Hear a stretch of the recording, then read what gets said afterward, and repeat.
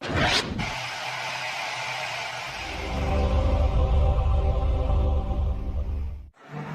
now, for the main event of the evening. He is the original and most successful British comedy of all time, shown in over 100 countries. He holds the world record for internet downloads and has sold over 7 million DVDs. He has won 2 Primetime Emmys, 3 Golden Globes, and 8 BAFTAs, and now has the fastest-selling live tour in British history. So, please, welcome to the stage, all the way from London, the Podfather, the phenomenon that is the English king of comedy, Ricky Gervais!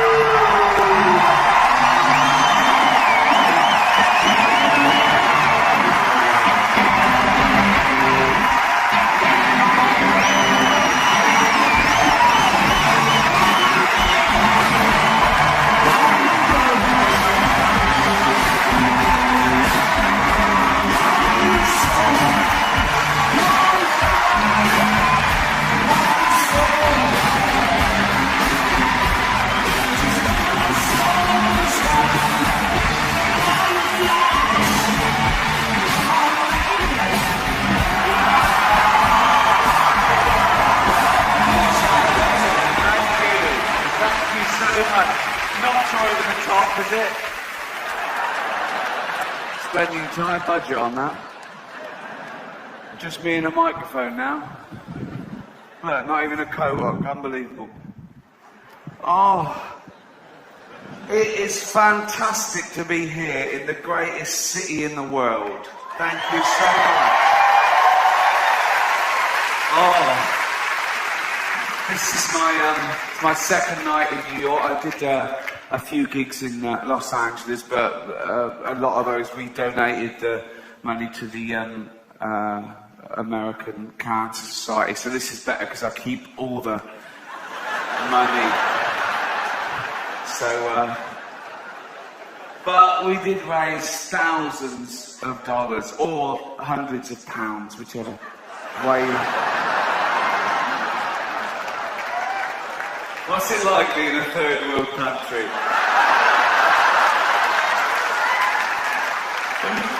Oh dear. I know what you're thinking straight away. Ricky Gervais, are you still doing stuff for charity? Shut up. No, don't. What? I do too much. No, I don't.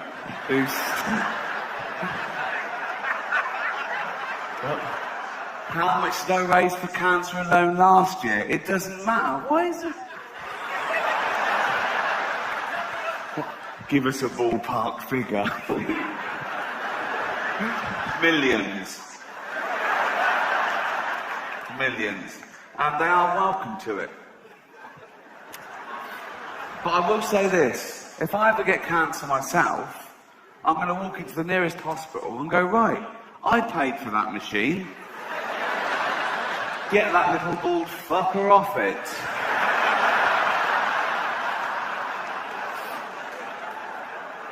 Talking of little bald fuckers, I did the teenage cancer gig last year.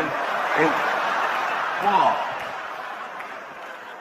At the Royal Albert Hall. I'd done it before, I did it in 2006, but they called again last year. We're still ill. You lasted.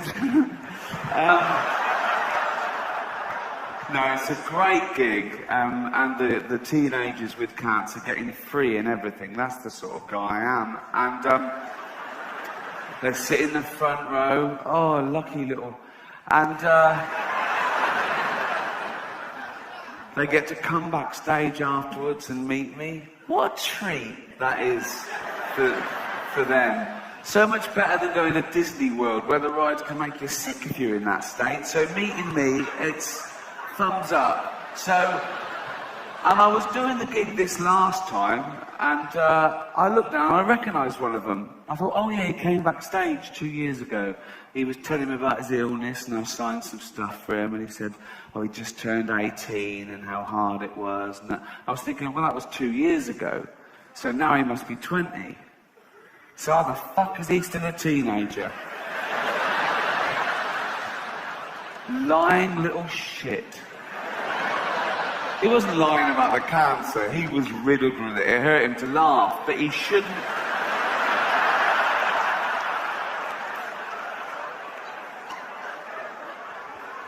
So I was doing the gig, and he was laughing along, and I thought, yeah, you laugh it up, mate. I was fuming. And it got too much for me, and I went, all right, mate, I recognise you. When you came backstage 2 years ago, I went, yeah. He said, you're 18. He went, yeah, so you're 20 now. He went, yeah. I said, get out. And I called security, and he struggled, but he was weak. They worked out, you could tell. Although they had trouble getting hold of him to start with, but then they got him, and they pulled it. His drip nearly had someone's eye out. I went, get him out. The crowd started booing. I went, hear that? They don't want to see someone like you take the piss out of me. Off you go.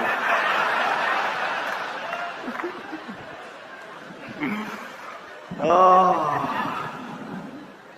Cheers, everyone.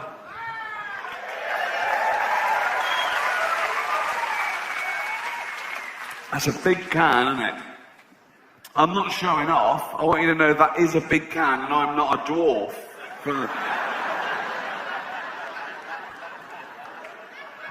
Oh, I did a big charity gig last year for autism. And like most people, my only experience of autism until recently was Dustin Hoffman's brilliant portrayal in Rain Man. But I've just got this new house in London, and the neighbours were coming round and going, oh, yeah, hi, poking their noses in, basically. But I thought, you know, I'd be nice to them for now. When I get a big gate, they can fuck off. And one couple, they've got an autistic son, and the mother was talking to me, so this is Douglas, he's 17, and he never goes out because he hasn't got any friends. So I thought, right, okay, this is where I can show him that, you know, I'm a rich, handsome man off the telly, but I've also got a heart of gold. And I said, oh, I'll take him out. I went, really? I went, yeah. So I went back on the Saturday, true, and she said, oh, he loves the zoo. And the zoo's only about a mile from my new house in Hampstead I live. And so I'm walking along the street with Douglas, okay, and he doesn't take his eyes off his mum all the way along the street like that. And his mum's in the doorway, and she's waving to him, and she's crying, right? Eventually she shuts the door and she goes indoors. I hailed a cab and said, right, take us to the casino. So, you've got to make it work for you, haven't you? So, I signed him in. He had a little suit on and everything. I thought, this is going to be brilliant, okay? I went straight to the blackjack table. That's their best one. I don't know why. They're brilliant at that. I went, okay, Dougie, you know the score. Bet 2 for good and 1 for bad. Do you understand? He went, yeah. I went, ooh. So I was betting. I was about £1,000 down in half an hour. And I went, sorry, hold on. Douglas, do that thing. Count the cards. Do that thing. Tell me when there's a good card coming. Tell me bet 2 for good. Do you understand? He went, yeah. So I was another £1,000 down. I thought, what sort of an autistic... So I was confused. I threw some toothpicks on the carpet. I said, how many? He went, I don't know. I said, there's 7. I can see there's 7 from here. Oh. Wow. Why did I get that one? So I took him back home and I said to the mother, there's been a mistake. He walks like Rain Man, but he's got none of that clever shit.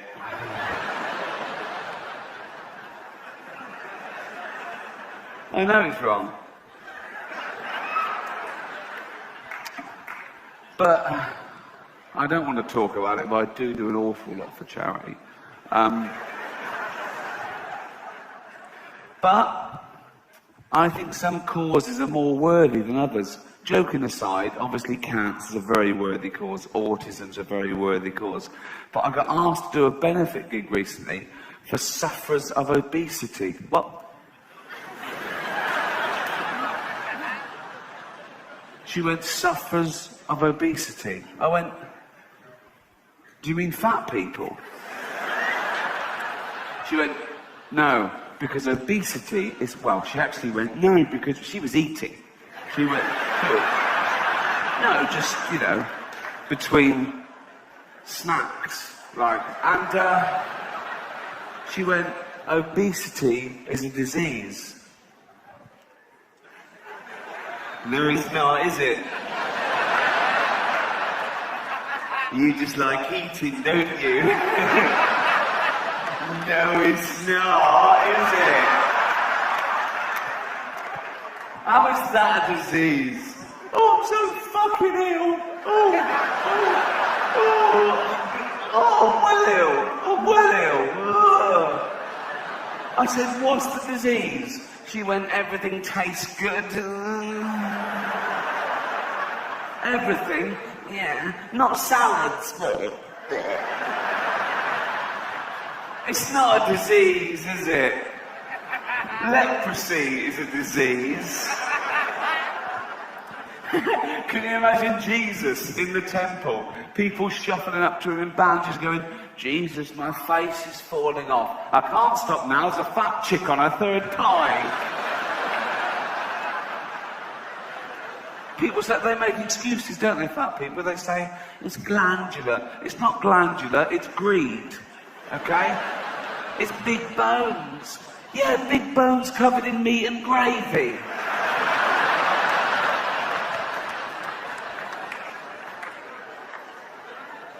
They complain, and it's their own fault. Oh, I'm getting fat. Oh, look, I'm getting fat.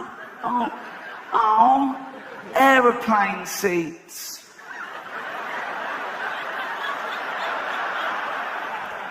They're not big enough for someone like me.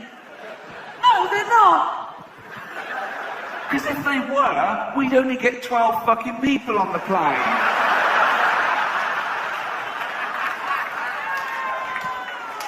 It's not fair. It is fair. That's what does it. And if we're talking about fairness in aeroplanes, why is it I get the same luggage allowance as a guy who's 400 pounds? We're both allowed to carry on 32 kilograms to the plane. I want to go, no, it used up his 32 kilograms on his tits.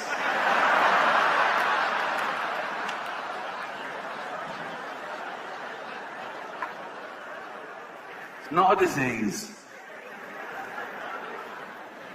I saw a documentary back in England about this woman who was 350 pounds because she ate 10 burger and fries a day. That'll do it. 10 separate meals of burger and fries. 10 separate trips to McDonald's, right? In a cab.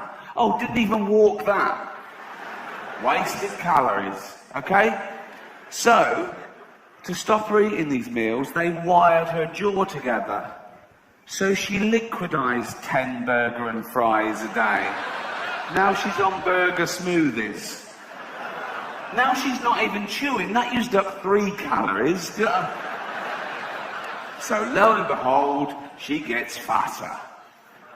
So they admitted her to have that thing done where you staple your stomach together.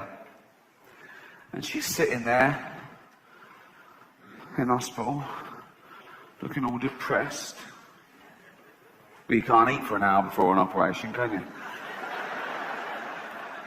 Lank hair, smock. Christ knows where they got that, right? And she said, it's a really dangerous procedure, but it's the only option left.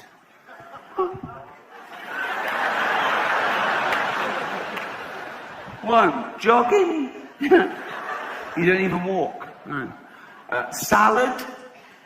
You don't like the taste. 3, 9 burger and fries a day. It's a start, isn't it? It's a start to her. Jesus. We have some fat people in Britain, but you, like everything else, are the gold medalists of that as well, right? You'd win that in the Olympics. I saw this episode of Jerry Springer. It was called Jerry Springer Saves the World's Fattest Man. You've got to watch that. So he's there going, okay, let's try and save this guy's life. He's got a heart of gold as well. He's like me, right? So it cut to this guy at home in his house. They couldn't bring him to the studio. They had a camera crew there. And I say house, he was in a trailer, obviously. And he was like a big blob on the bed. He sort of filled the trailer. He looked like an uncooked souffle. And you could just see like his eyes in this doughy mess. And he was going, I don't want to die, Jerry. I don't want to die. And I felt sorry for him. I got over that. And I said, how much do you weigh? And he weighed 1,000 pounds. 1,000 pounds. Now my point is this. When he weighed himself one day and he was, say, 500 pounds, didn't he think then that was a lot? Didn't he go, that's a lot? For a human? For what is essentially a land mammal? That's a lot. I'll only have 8 breakfasts today.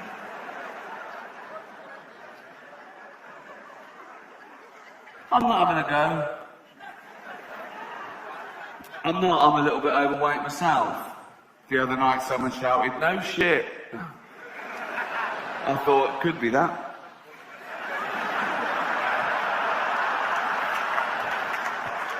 Wouldn't that be great? You go to the doctor, he goes, no, you're not overweight, you're just constipated. Woohoo! Start again. I'll tell you quickly, I had to go to the doctor for this tour, for this medical, I say tour, it's LA and New York, they're the main two, I didn't do the middle bit.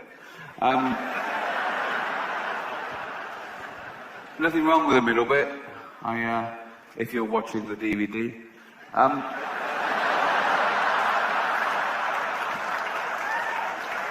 love the middle bit. I love the middle bit. I love all of America. I do. I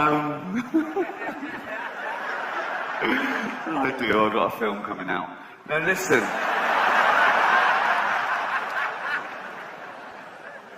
No, I had to have a medical, and I've had medicals before for TV shows, and they check your pulse and go, fine, you're not going to die in the next 6 weeks, go ahead. But went along to Harley Street, and he said, oh, it's a bit more thorough than usual, because it's, it's a high insurance, it's this big gig. So I went, fine, and said, we need a urine sample. I went, yeah, fine. So he gave me this little file, right? And I went to the toilet, filled that up, good as gold, gave it back to him, still warm. That's embarrassing, isn't it? Oh, I know he's a doctor, it's wee, but when it's cold wee, it's sort of just chemical, but when it's warm wee, it's sort of biological, do you know what I mean? It's from my body. That is warm because of my body heat. Some of which is probably willy heat. Do you know what I mean? No. But it is. I'm not saying I've got a very hot penis, but it's the same.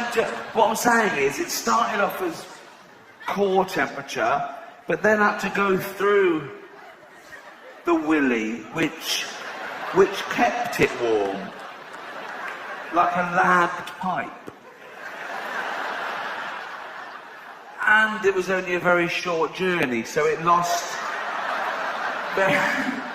It's fine.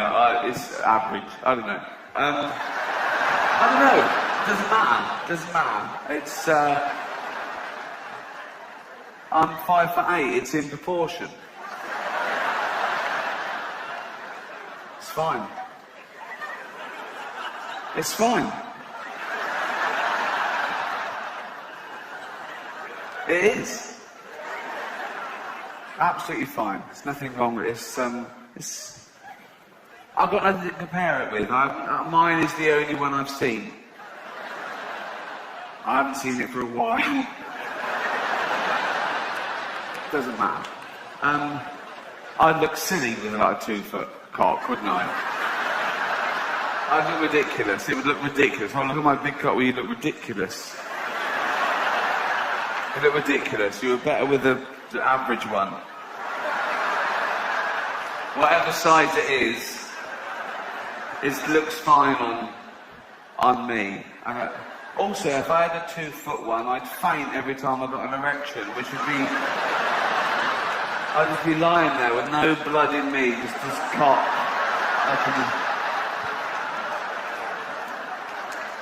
It's fine. I've never thought about it before, but it's. Don't worry about it. Don't worry about it. It's fine. It really is. Now I'm worried that you think, oh, what? It's just, it's.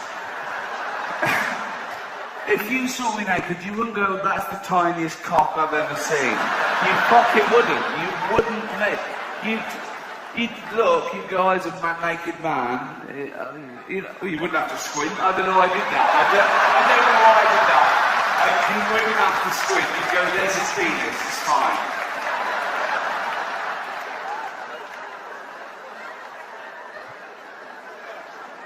It's fine. And the doctor can't tell you because he's taken an oath, so you'll never find out. Okay. So I gave him the wee, okay, the hot willy wee, from my bladder and average penis, and he went thanks, right? He's loving that. Anyway, so and then he went, can you strip down to your underpants? I'm like, okay. So I stripped down to my oh, fucking hell.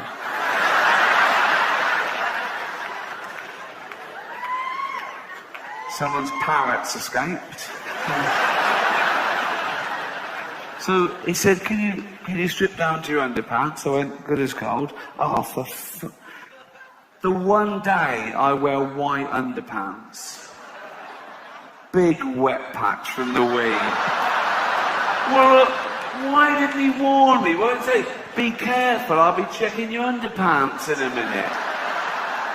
You don't check your underpants, do you? You do that, you put it away. Maybe that always happens, but I've never had a wee, then go, better check my underpants. That's the first time I've ever had a post-wee view of. So I thought, how embarrassing. He's checking the wee, and he's going to turn around any minute, and he's going to see my. And he did. He saw it straight away. He sort of went like that and looked away. Right? And I tried to hide it. I was one of those pairs that just to slit, and I tried to pull it over, but it pinged back, and he saw it. He even had to touch it when he said cough. It was really embarrassing. Okay. But, why am I telling you? Oh, yeah. So, anyway, so that happened. I wet myself, basically, in front of a doctor. Okay. I went home, and I told my mate, I said, what happened? And my mate said, you should have gone commando. Brilliant. Well, that would have been much less embarrassing, wouldn't it? So, according to him, I should go, oh no, I've wet myself, what can I do? Oh, I know, I'll take them off too. That's as dry as a bone, Doc. Should have gone commando. Do commandos not wear pants? The commanders must wear underpants, mustn't they? He wasn't.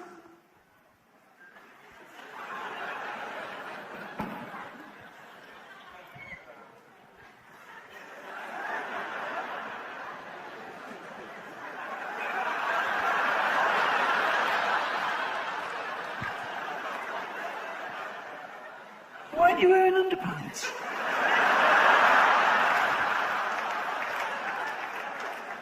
What? I'm a commander and I'm wearing underpants. I have never heard of that. I've never heard that phrase before. They're gonna see that.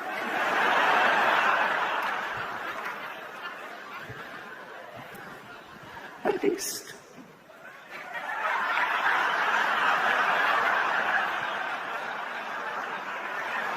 Oh, they're definitely going to see it now.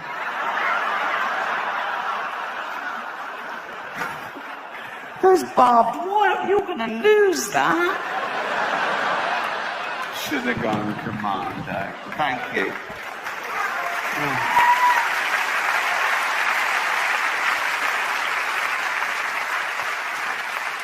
I'm a bit overweight myself, but I never worried about it before I was famous. And I'm not vain now. It's that you read about yourself, and the papers, they need an adjective. They can't just say, Ricky Gervais, comedian. They say things like, Ricky Gervais, tubby comedian. What? Why say that? Why bring that into it? It's like, you can't get more specific than your entire name. You know what I mean? Who's going... Ricky Gervais. What does he do? Comedian. Ricky Gervais, comedian. Fat bloke. Oh, I know, yeah.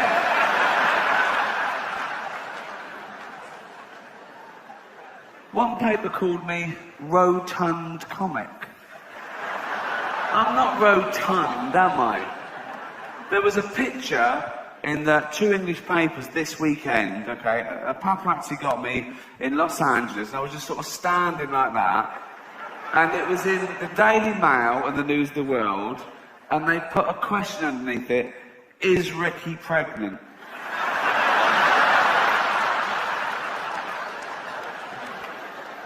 I've been referred to as a chubby funster. That's like a gay porn name, isn't it? Oh, here comes the chubby funster. I was jogging once, right, with my iPod on. Yeah, looking good, right? Paparazzi got me. Full page in the paper the next day with a headline, iPod.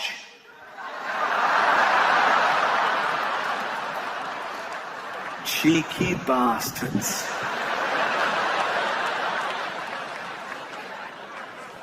Anyway, where was I?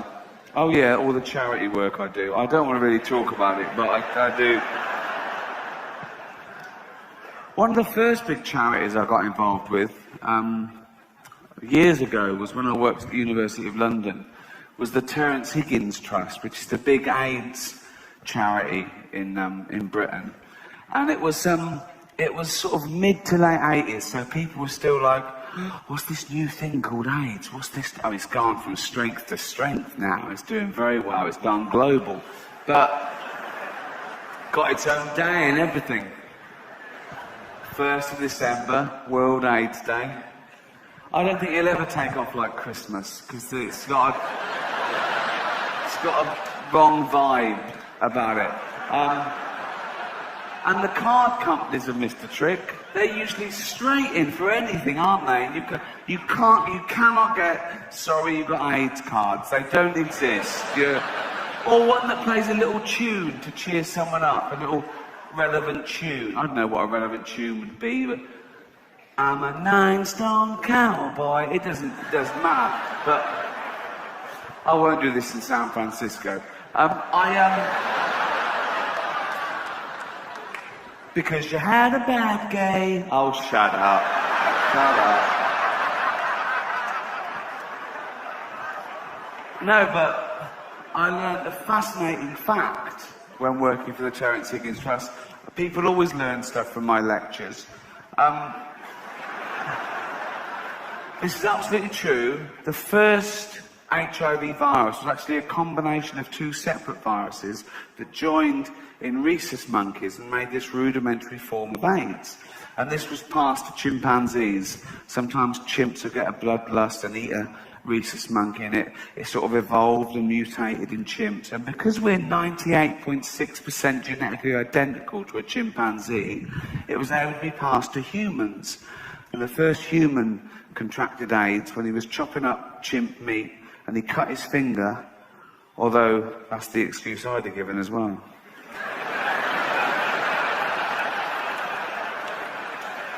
You'd have to come up with something when you go to the doctor and you go, I feel terrible, doc. And he goes, well, I'm not surprised. You're the first human to contract AIDS. How would I got that? 2 ways.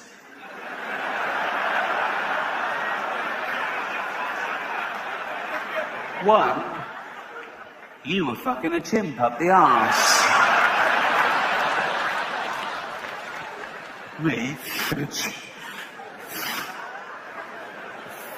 Chimp up the arse.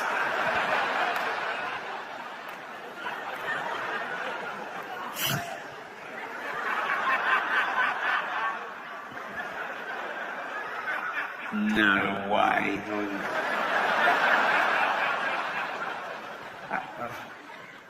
How else could I have caught it? I don't know, you could have been chopping up chimp meat and cut your finger that one. Choppy, chimpy finger thing. But it went straight into the jungle and found that chimp.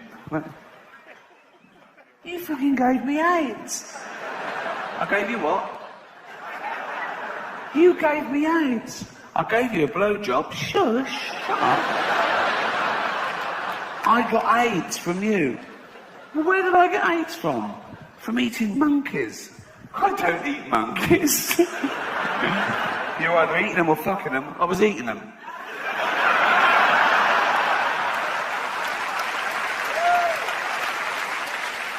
But the greatest thing I learned when working for the AIDS charity was that this is the best leaflet in the world. Okay? This is a real flyer that came round, issued by the Terence Higgins Trust. Okay? It came round the university I worked at in about 1989. Okay? And it was aimed at the last demographic of gay men who still weren't taking precautions. They treated HIV like an occupational hazard, and they were militant against the disease, but they wouldn't take precautions. So it's aimed at that last tiny demographic, so it's very hard hitting. The front cover is a bunch of bananas with the word fuck. I don't know why, I don't. And it's basically a 10-point plan of health advice to not contract HIV. And this is the title of this flyer. You know it's going to be good when this is the title. Okay? Ready? You know, you don't always have to have anal sex. It's good to know, isn't it? Think of an old couple in a doctor's waiting room. Just looking through Reader's Digest, and she goes, oh, what's this? Oh. You know, you don't always have to have anal sex. See, I fucking told you.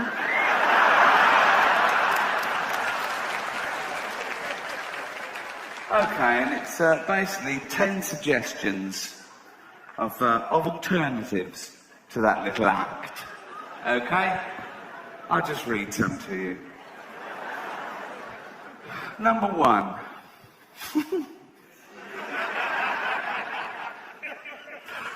Okay, this is real. Okay. Number 1. Why not? Always starts the same. Why not? Okay. It's a soft sell. They're not pushing it on you, but okay. Number 1. Why not just jack each other off?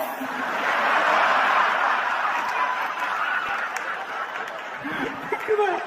I've got the new flyer, Larry. What does it say?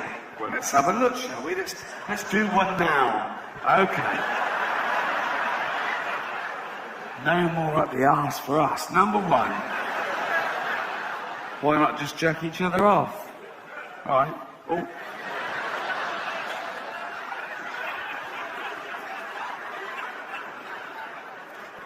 Number 2. Always starts the same. Why not? Right. Number 2. Why not just come on his back? It's the casual nature of it. Like it's a recipe. Why not just throw in an onion?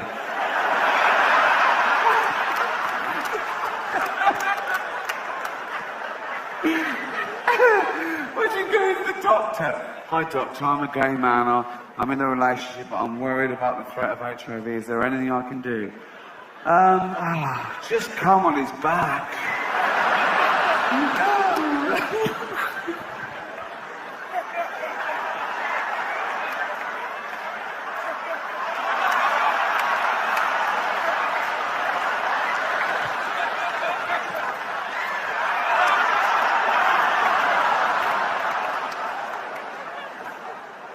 Number 3. Number 3. Oh, so I used to read this out to everyone I met, and they'd be laughing at number 1 and 2. I'll get number 3 and go, yeah. Number 3.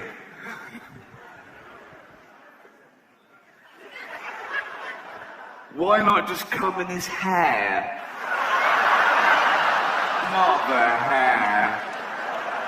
Not the hair. On the back, sure. On the back, go on.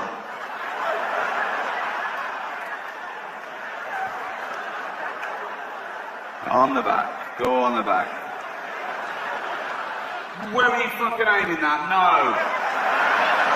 Not on the hair, no, there. There. I don't trust you, I'm putting on a shower cap.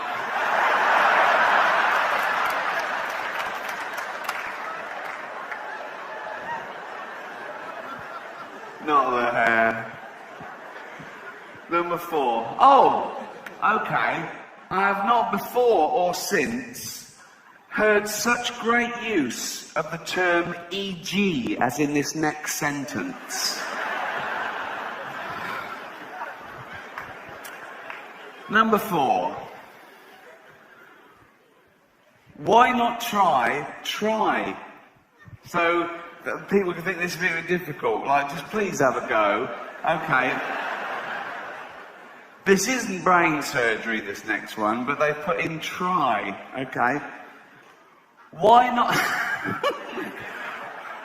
Why not try coming into some fruit? E.g. watermelon.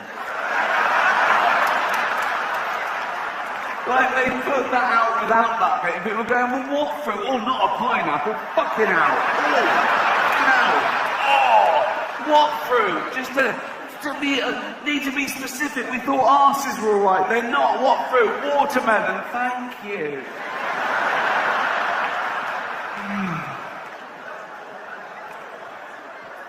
And on and on. Okay. I want to just skip ahead to number 10. Okay? Because this may be the greatest sentence ever written. I'm including Shakespeare in this. Dickens. The Office. Number...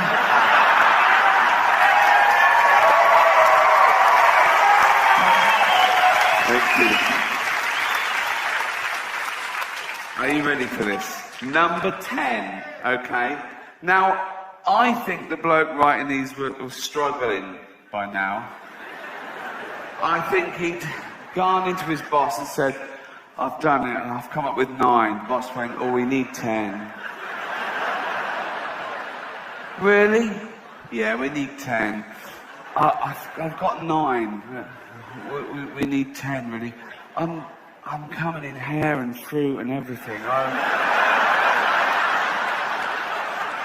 I mean, we need 10, we need 2 rows of 5. We need 2 rows of 5, definitely. It's the symmetry I like.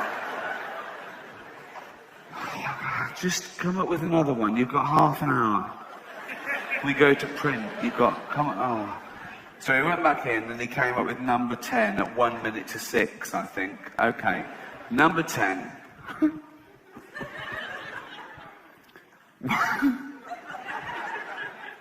Still with a why not. Okay. Number 10. Absolutely real. Ready?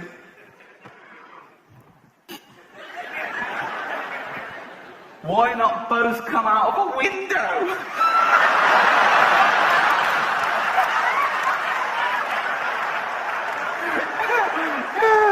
It doesn't even say if it's a first floor window.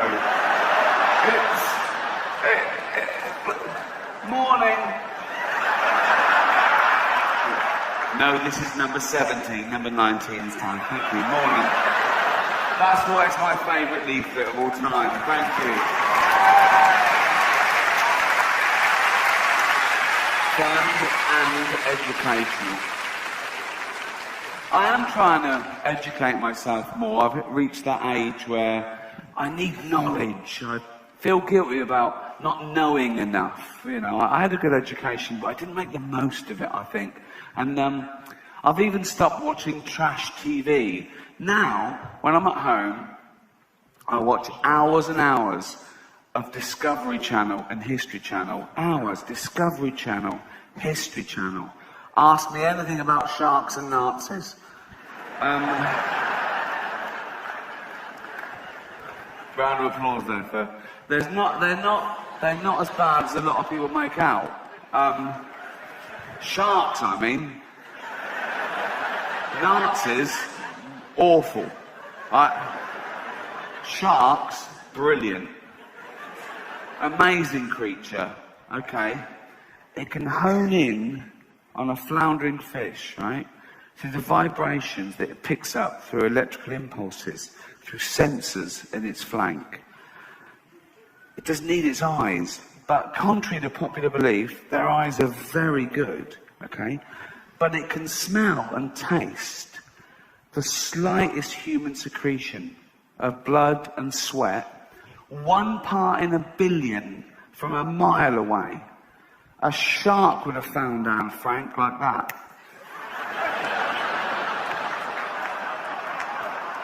Nazis, rubbish.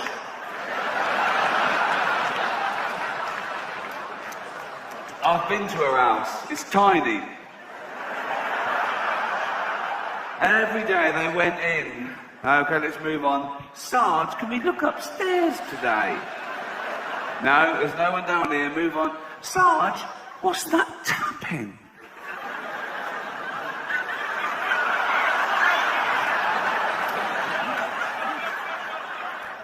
Just have time to write a book, for Christ's sake. Well, it ends a bit abruptly and no sequel. Lazy. No, but...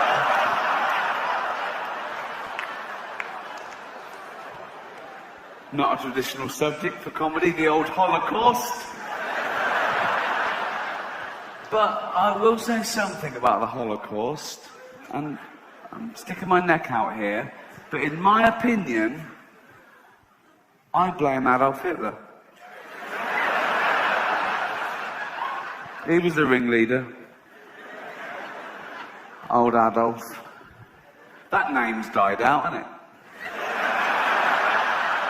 He killed that dead, didn't he?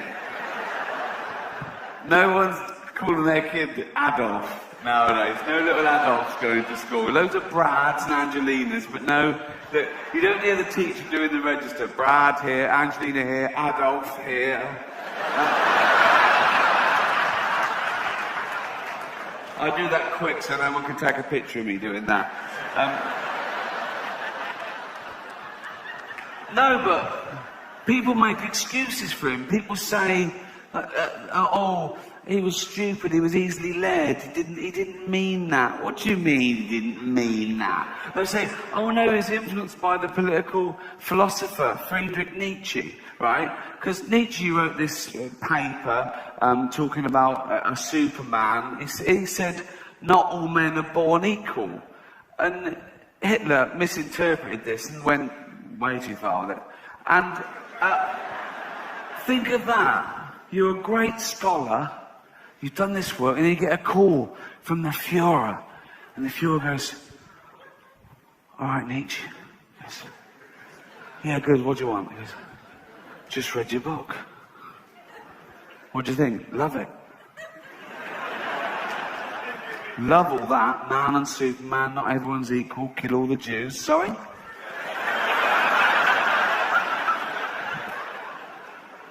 Not everyone's equal, so kill all the Jews. I didn't write that. I read between the lines. I didn't mean that. That's terrible. You haven't been killing. You haven't been killing Jewish people, have you? What?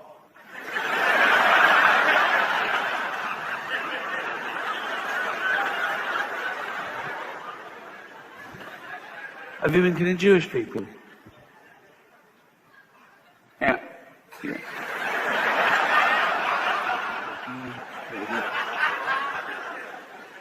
A few. How many?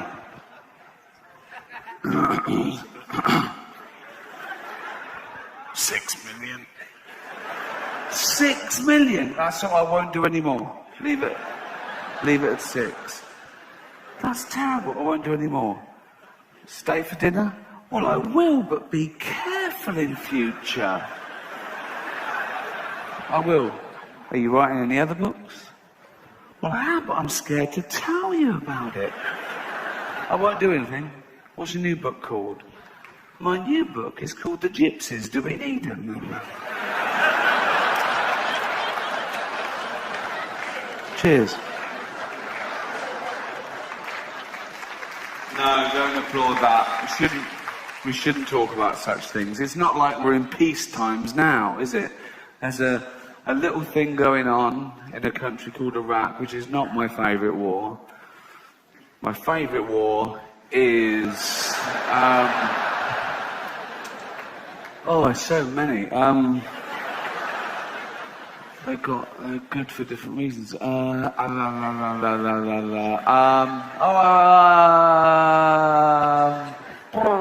Falklands. That's probably the Falklands, because we won that one. And it was great. It was against Argentina. Yeah, weird. We're going to war with Argentina. All right, okay, fair enough. Yeah. But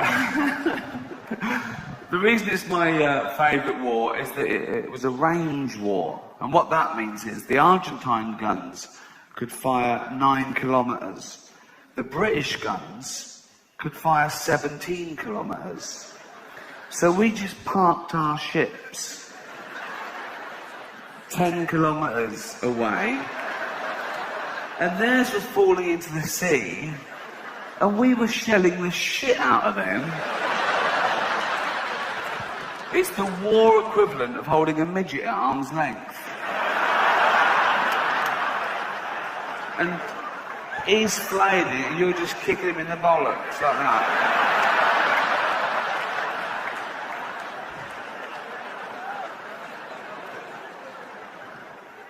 Vietnam, best soundtrack.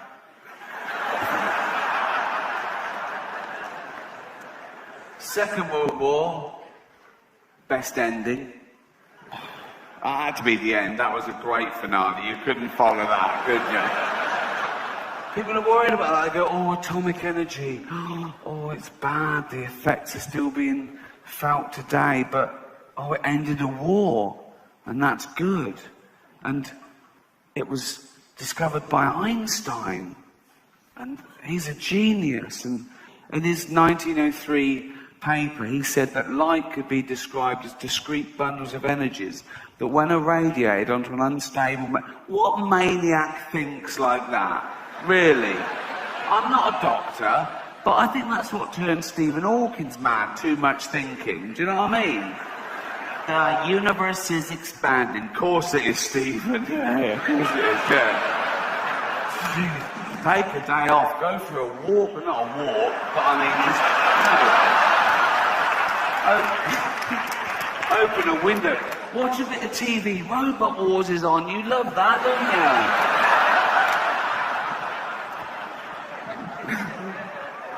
Greatest mind on the planet.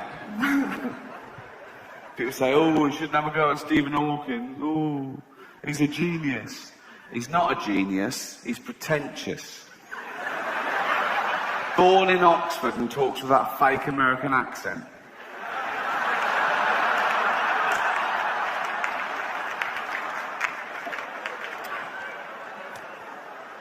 He is actually a hero of mine. Not my greatest hero. My greatest hero is Nelson Mandela. What a man, isn't he? He's an incredible man. Incarcerated for 25 years.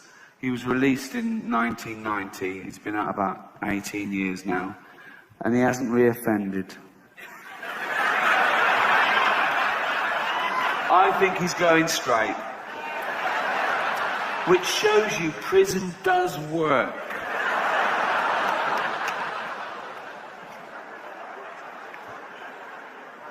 I learnt a lot last year about one of your great American heroes, Rosa Parks. It was the 200-year celebration of the abolition of slavery in Britain last year. We were a bit ahead of you on that. But well done. Well done. But the abolition of slavery wasn't the end of racism. Racism was still inherent in society as late as the 50s and 60s in England and America. And it was this one incident that sparked off the civil rights movement.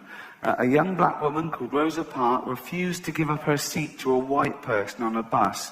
It was the law, but she'd had enough. And she was arrested for that.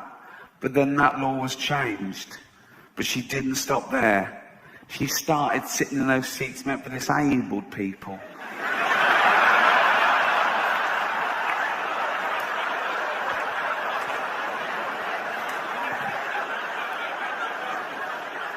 She talked to the driver when the bus was in motion.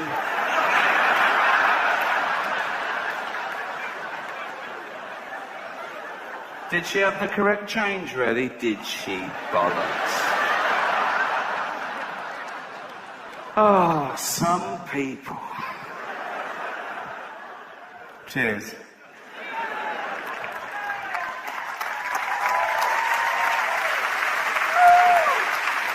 I'm not a political comedian. I used to be quite political. Growing up, that 15, 16-year-old becoming aware and, well, you did it to annoy your parents, obviously, but I think we're inundated with politics from an early age. I think everything is charged with politics and morality and the way to live. It's in everything, fables, nursery rhymes, little sayings. I remember, I must have been as young as 6, when we used to have an assembly at school, an infant school. We'd all come in every Monday and sit down on the floor, cross-legged, and our deputy headmaster used to come and tell us a story. And it always had a moral that we were meant to think about, and this would make us into leaders of men, character building, and he used to take ages over it. And he loved it. It was his best day, you know. And I remember he told us about the two mice. The lazy mouse and the industrious mouse. And it was summer. And these two little mice were out in the woods. The sun was out. The streams were babbling. There was flowers, there were berries. There were nuts, and Lazy Mouse, he'd just be running around in the sun, having a bite from a berry, throwing the rest away. There was loads, it was never going to run out. Industrious Mouse, he'd have a berry, sure, but he'd eat it all, and he'd put one away for a colder season. He knew. Lazy Mouse, he'd be fucking running about sunbathing, chewing, throwing the rest away. Industrious Mouse went, oh, be careful, Lazy Mouse, because come winter, oh, fuck off, you square.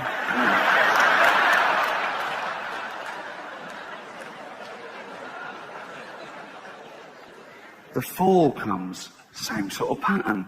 The last of berries, he's chewing there, throwing the rest away. He's just like chilling out. He's kicking through the leaves. You can't see him. If you saw the leaves moving, he'd be under the leaves, basically. You'd go, what's that? It's Lazy Mouse underneath them. If you could go under there, like the Discovery Channel, you'd see Lazy Mouse going, fuck it.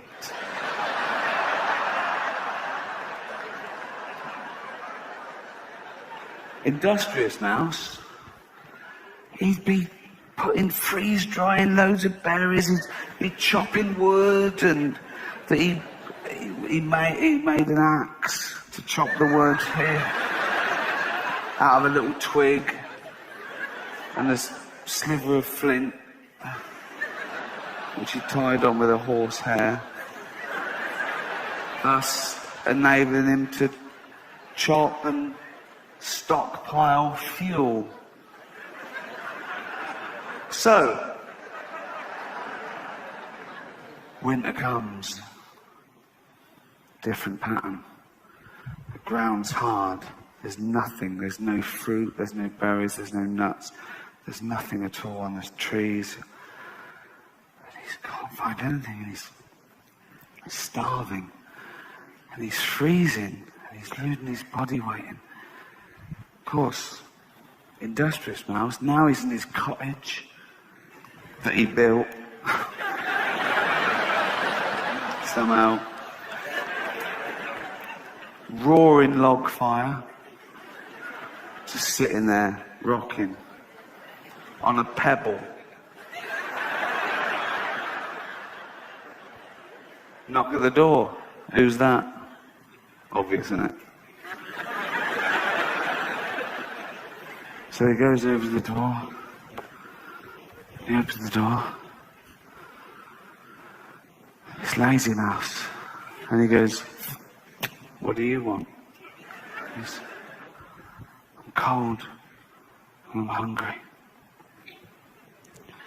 I can't find any food and I think I'm going to die. And he goes, well, I did warn you, didn't I? He goes, yeah. He goes, never mind. Come in here and share with me. Where's the moral there? Fuck around, do what you want, and then scrounge off a do-gooder. That's a terrible moral for children, isn't it? Awful. He told us the one about the boy who cried wolf. Have you heard that? Well, I'm going to tell you again. Boy, in the Bible, I don't know, is... I haven't got a specific year, have I? Right? Boy, looking after the sheep for the villagers, that's his job. Look after those sheep, boy. I go, all right, yeah. But he gets a bit bored. Probably gets a bit sleepy if he's counting them. Right? And he thinks, oh, I'll have a laugh here. He goes, wolf, wolf. And the villagers come up and they go, where's the wolf? He goes, there's no wolf. I go, oh, you cool. So next day, he gets bored again. He thinks, that worked a treat. He's got very little imagination. He goes, I'll do that again. Okay? So he goes, wolf, wolf. Where's the wolf? There's no wolf. Oh, you can't. So the next day, he's sitting there. There really is a wolf. And the wolf comes up and he goes, wolf, wolf, wolf, wolf. But the villagers don't come. And the wolf eats all the sheep. And we were told the moral of that is never tell a lie. No, it isn't. The moral of that is never tell the same lie twice. Again, a terrible moral for children. Nursery rhymes. Jack and Jill went up the hill to fetch a pail of water. Jack fell down and broke his crown, which I later learned meant his cranium. I thought his hat fell off. And Jill came tumbling after. And that's a true fable of 16th century lovers who used to go up to the well behind the prying eyes of the villagers and their spouses and have it away. And what's the moral there, though? Don't fuck around with sluts or you get your head caved in. How is that applicable to 5-year-olds? I have never worked out the moral to Humpty Dumpty. Humpty Dumpty sat on a wall. Humpty Dumpty had a great fall. All the king's horses and all the king's men couldn't put Humpty together again. All I can think is, don't sit on a wall if you're an egg. But again, how is that applicable to a 5-year-old human? I mean, you tell that to a group of 5, so don't sit on a wall if you're an egg. What do you mean if I'm an egg? I'm not an egg. Doesn't make sense. If I'm an egg, none of us are eggs. If there was an egg there, it wouldn't make sense. Can you go to the egg, don't sit on a wall, you go, I'm an egg, I can't eat, I've got nothing, I've got no ears, no eyes, I don't know what the fuck. What? Don't sit on a wall, I can't fucking hear, I've got nothing. I'm in nothingness. I can't fucking climb walls for a start, so...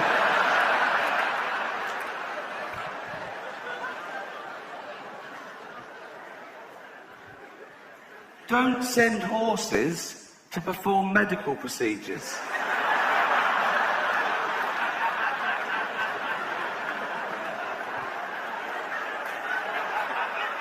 Of course they couldn't put him together again.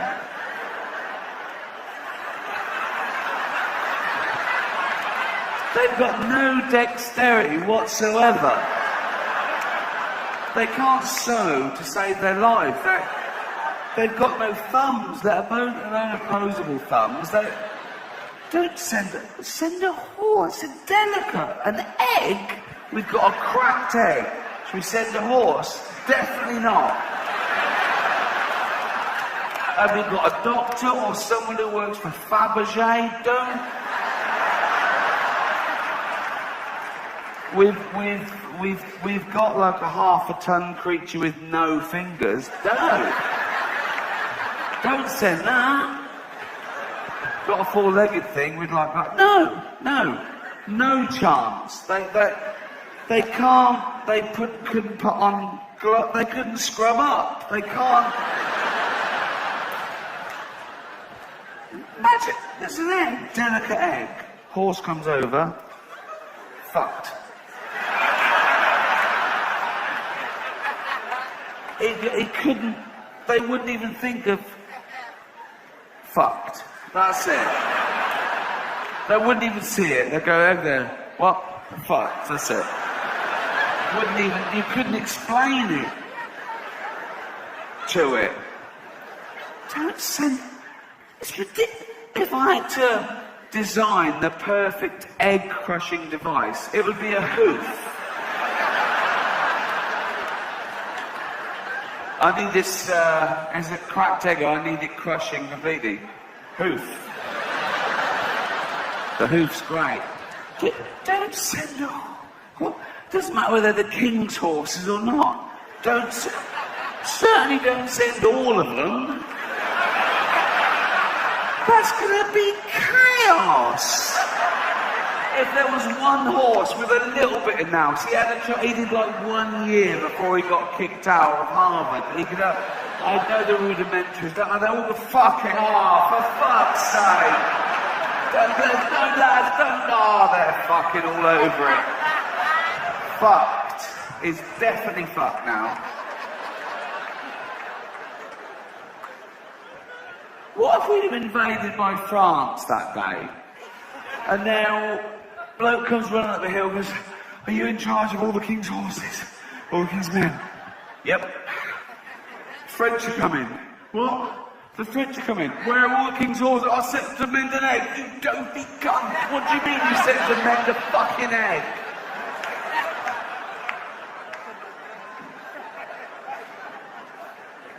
Oh. If your surname is Dumpty, don't call your firstborn Humpty. What sort of a stigma is that? For a kid that's already an egg? He'd have the piss ripped out of him. I bet he jumped off the wall.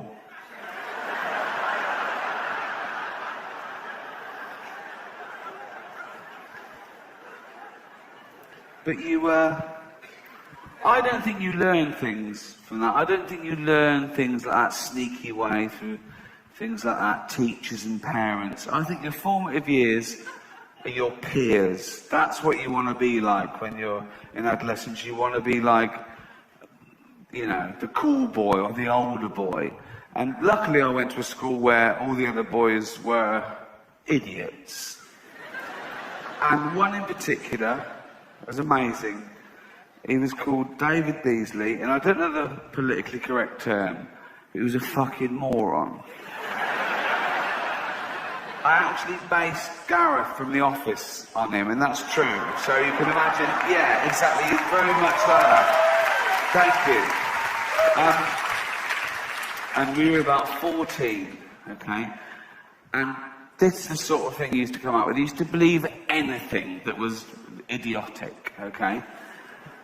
With confidence, pocketful tales, just things he'd heard. Right, okay, so he came in once, we were about 14, and he said, right, it's amazing, right? When you get captured by cannibals, it's a big problem in Reading, where I come from. He said, when you get captured by cannibals, they show you pornographic pictures so you get an erection and there's more meat to go round. That would work, wouldn't it? There they are, cooking you in the pot. You're boiling, screaming, going, please don't kill me. They go, look at that again.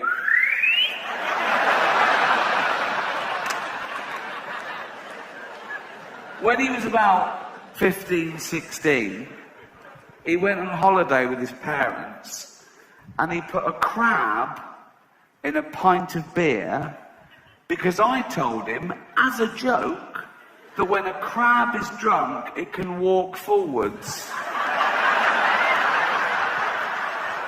The crab, of course, drowned, right? And he came back on holiday and went, you're talking shit, Gervais?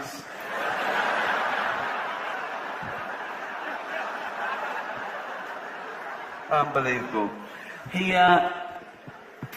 This is what he confessed to us once. I remember we were in biology class, and it was before the lesson, and he came in, and he went, oh, I've got to tell you this, right? He didn't. When you hear the story, you realise he didn't have to tell us this. He said, I was masturbating last night.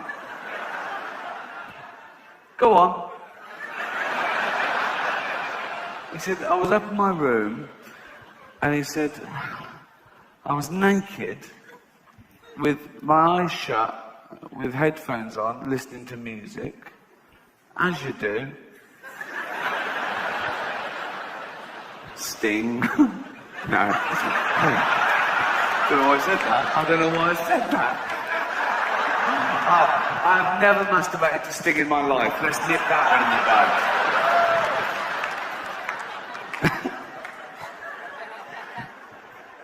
So he's there, naked, eyes shut, listening to music. He said, I finished, he said, and when I opened my eyes, my mum had been in and left me some tea and biscuits.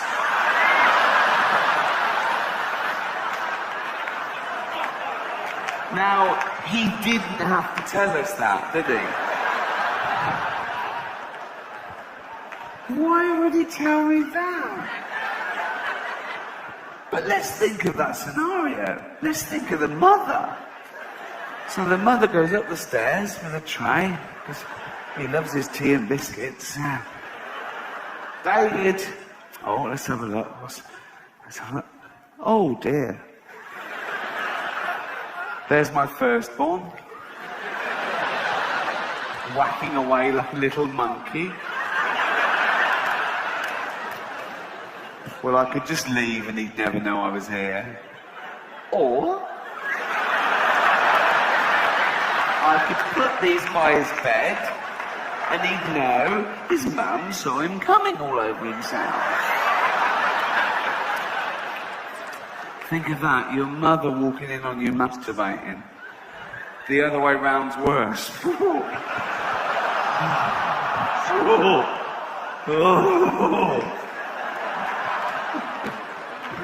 Mom, shut the door. Mom, give me my CD back, it's Sting. Oh. He told us a very funny story that didn't involve him, actually. It was true, because it made the local paper. It was about this guy. We were about 14, 15, so this was like amazing news to us. And this other guy was an older boy, I think he was like 17. And it was a bit of a scandal, because he got prosecuted for lewd behaviour. And what this bloke did, he went down to the public toilets, and he found one of those dodgy toilets and he sat there, you know, with the hole in the cubicle, right? The glory hole, they're called. I don't know who invented them. I don't know who thought, hold on, I love cocks, I hate faces, I'm going to pop a little hole just there, wait long enough, a cock come through, and it did! How do these things get around? Who invents them? Who does that and then thinks that'll take off? And then, did someone just go in and sleep one day just for having a piss and then, oh, there's a little hole there. It's probably my cock, isn't it? Yes, it is. So, he went down to this public toilet, okay, sat there for hours, okay, waited by the hole, people in and out. Eventually someone comes in, bustles around, a cock comes through, ooh.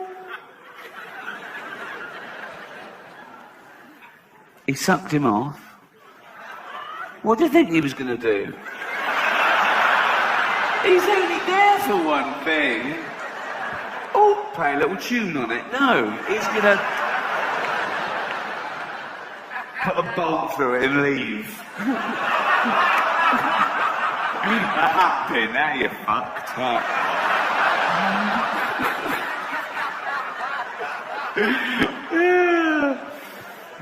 So he sucked him off, and when they went outside, it was his dad.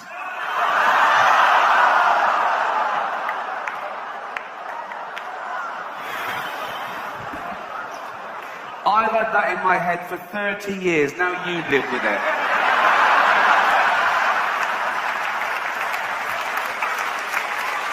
Oh.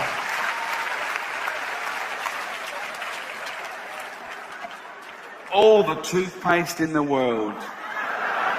Take the teeth out, dentist. Take the gums out as well. Which one of them blabbed that around town then? That bloke went, "Hi honey, I'm home. Good day, dear. Yeah, I saw Toby." How was he? He was all right.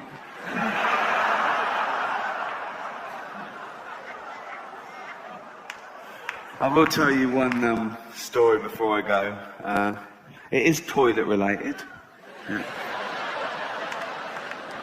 When I first moved in with my girlfriend 20 odd years ago, our first apartment together was a horrible little place in the worst area in London called King's Cross. Oh, horrible. It was a red light district and it was a seedy place, but it's all we could afford, and it was one room, okay? But it had like a little kitchenette area.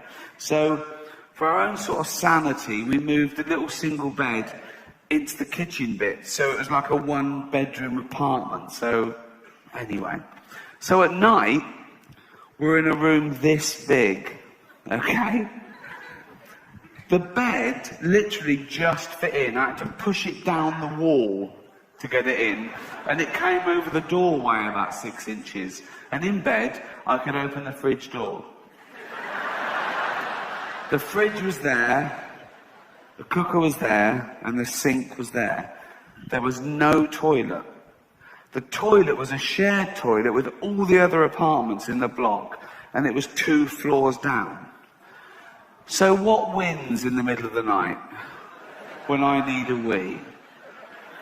Putting on trousers and going outside, or just pop into the sink? That one. And I remember Jane, 20 odd years ago, in a sleepy state, saying, "Oh, at least take the dishes out first." I didn't. I used to get on the bottom plate, lift them all up and wheel straight down the plug hole. Thank you very much. You've been fantastic. Cheers. Thank you.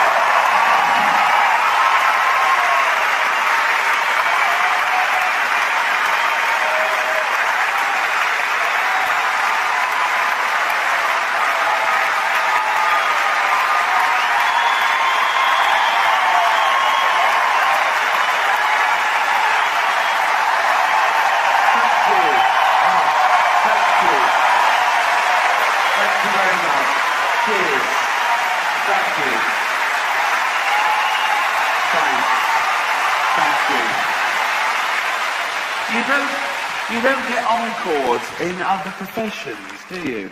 If you're a builder, you do a great job, and you go, "Cheers." You go, "Come back." You go, "What? Come back." All right.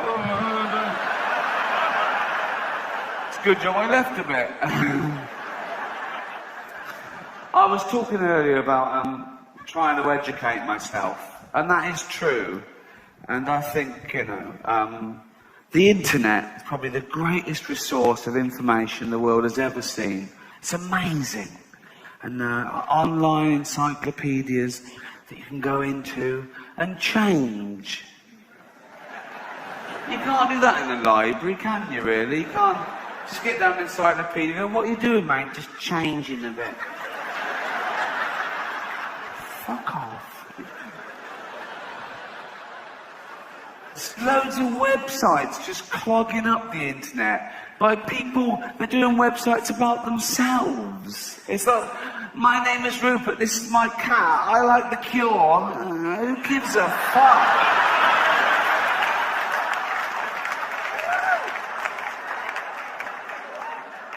And the trivia sites where people just load up things they've learned. And I just think, What, do they wake up in a cold sweat and go, I've got to tell the world this. The peanut is not a nut, it's a legume.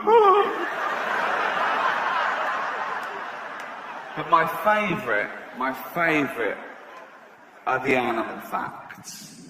The animal facts are just, I think, incredible.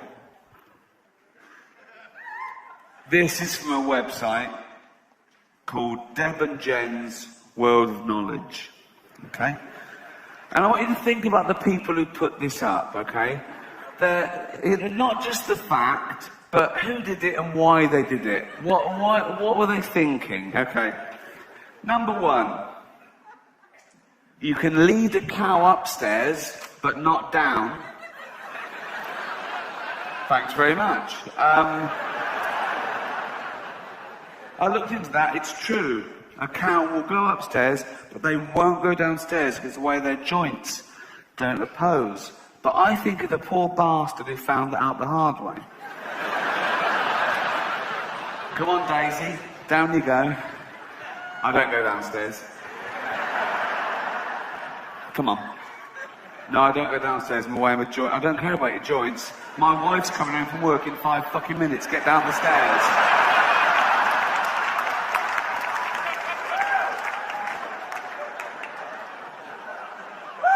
You thought, yeah, I've got to tell other people about this. Number two, stroking a spider can cause it to go bald.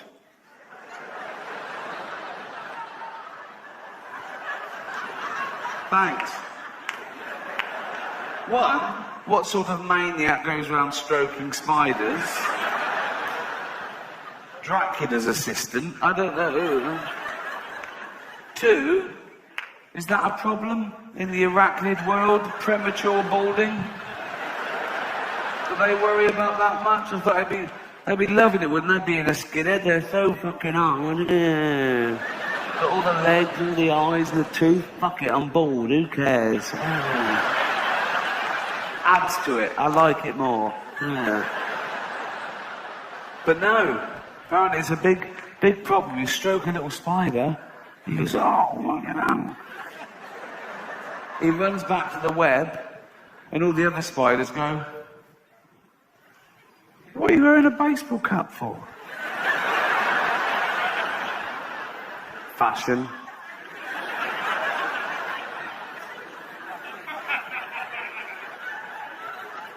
Bit weird. Nah, it's just fashion. We'll take it off in the web. Nah, I'll just keep it on. Bit cold. Cold? We're in a cupboard under the sink. It's boiling. Take it off. No, take it off. Oh.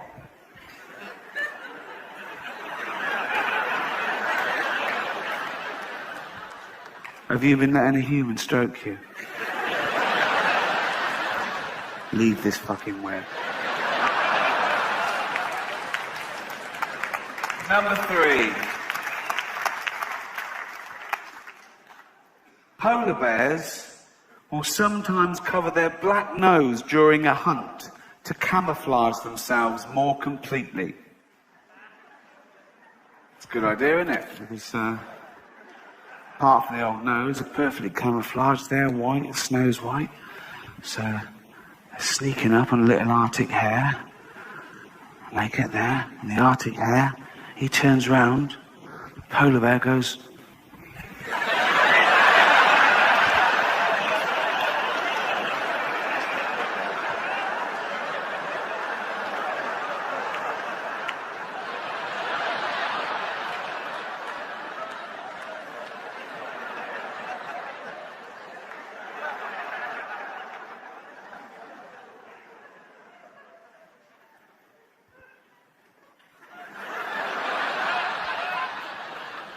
but how did they find that out?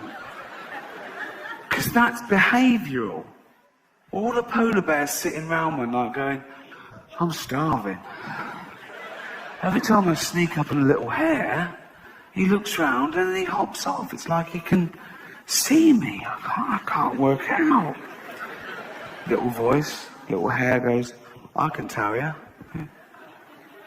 Can you see us? Well, I can see where you are and how many there are of you. Really? How? You'll kick yourself.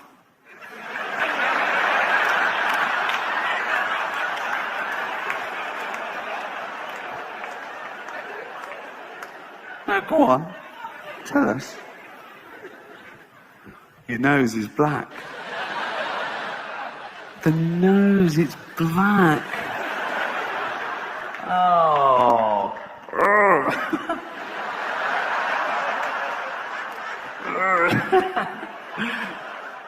Cheers. Can you see us now? No? Ow. Thank you.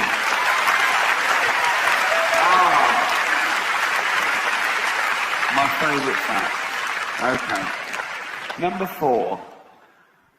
Montana mountain goats will sometimes butt heads so hard that their hooves fall off. Can that be true? That's amazing. So there's 2 there. They're looking at a female goat. One goes, I like her. And the other goes, yeah, I'm probably going to mate with her. Well, no, I saw her first. That's not how it works. How does it work? We have to run at each other really hard and crack heads. Is that safe? Oh, yeah.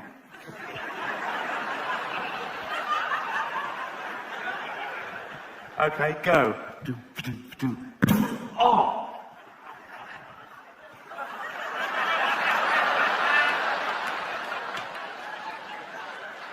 Ow!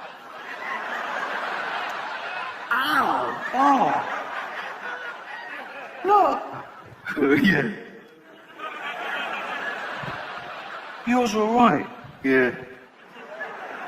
I grip on impact. Did you know about this? Why didn't you tell me? Mortal enemies? Never mind that, my fucking feet are falling off. One more. Amazing fact. Elephants have been caught swimming up to 2 miles off the coast in the Indian Ocean. That's amazing. I didn't know they liked to swim. I certainly didn't think they could swim 2 miles out to sea. But it's the language this person uses. Have been caught swimming. Like it's illegal.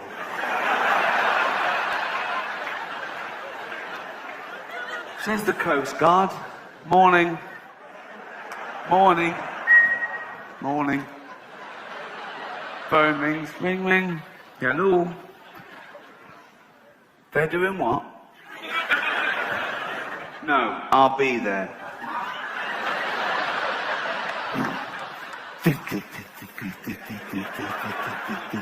That's me in a little boat. I'm not jacking a bloke off behind me.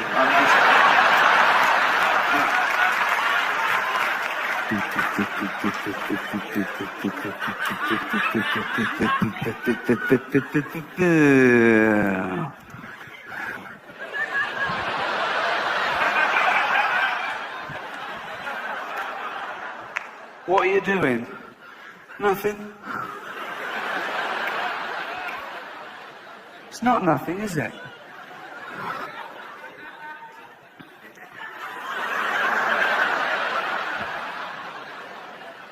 What's that?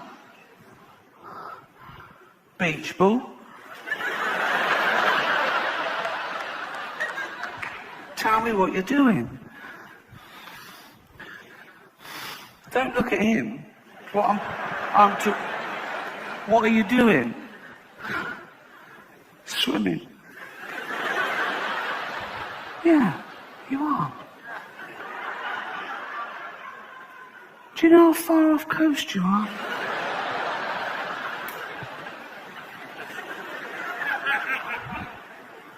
Miles. Is it? Yes, it is. Yes, it is. You know you're not meant to do this, don't you?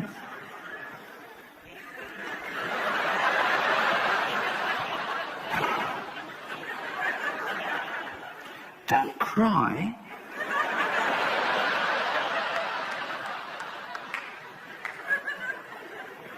But if you know you're not meant to do it, I've told you loads of times, why are you doing it again?